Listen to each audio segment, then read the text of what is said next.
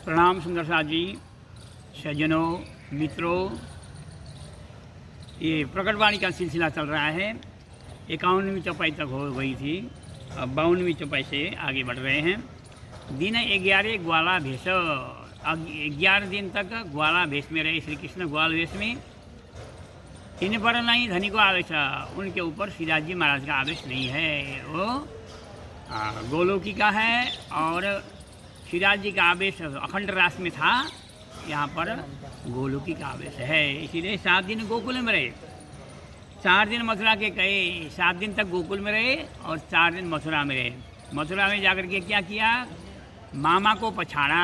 कंस मामा है ना, उसको पछाड़ दिया। कंस ने तो मरवाने के लिए मंगाया था, लेकिन कृष्ण ने उसको उद्धार कर दिया। इसीलिए गजमाला कंस को काट दिया। गज कहते हैं हाथी। हाथी को मत्त बना करके कृष्ण को कुचल करके मरवाने के लिए तैयार किया था। हाथी को भी सूंड में पकड़ के ऐसा घुमाया, ऊपर फेंक दिया। और मल्ल कहते हैं, चांडुल और मुष्टिक नाम के 2 पहलवान थे। एक का नाम था चांडुल, दूसरे का नाम था मुष्टिक। उन दोनों को पछाड़ा। उसके बाद जाकर के कंस के छाती में चढ़ गए, उसको भी पछाड़ा। और गजमाला कंस को काट दिया, उग्रेसन को टीका दियो। टीका दिया मैंने तिलक कर दिया। तिलक करने का मतलब उग्रेसन को कंस ने क्या किया था, उग्रेसन को कंस ने जेल में डाल करके खुद राजा बना था। बाप को बंदी बना करके खुद राजा बना था। तो कृष्ण ने उसको, कंस का उद्धार कर दिया और कंस के बाप को तिलक करके राजा बना दिया। टीका दियो, कारागृह में दर्शन दियो जिन। कारागृह में जिसने दर्शन दिया था, आए छुड़ाए बंदी से 3, उन्होंने आकर के बंधन से छुड़ाया। वसुदेव और देवकी को लोहे भान। वसुदेव और देवकी का लोहा भानना मतलब हाथ में कड़ी, बेड़ी, पैर में बेड़ी, हाथ में कड़ी, और बंधन में थे, कारागार में थे, उनको मुक्त कर दिया। वसुदेव देवकी को लोहे भान। उतार भेषो क्यों स्नान। वेश उतारा, ग्वाल वेश को उतारा और राज पोशाक पहन लिया। और क्यों स्नान करके राज पोशाक पहना। तब से श्री कृष्ण में वो श्री कृष्ण क्या हो गए, साधारण हो गए। जैसे अत्तर की शीशी है, जानते हो ना अत्तर। अत्तर की शीशी, अत्तर को सारा निकाल दो, दूसरे डिब्बा में उड़ेल दो, फिर भी उसमें खुशबू आएगी कि नहीं। इसी प्रकार से श्री कृष्ण में खुशबू तो रही, लेकिन वो ताकत नहीं रही। इसीलिए श्री कृष्ण जी कहते हैं, 11 दिन ब्रज मथुरा रहे।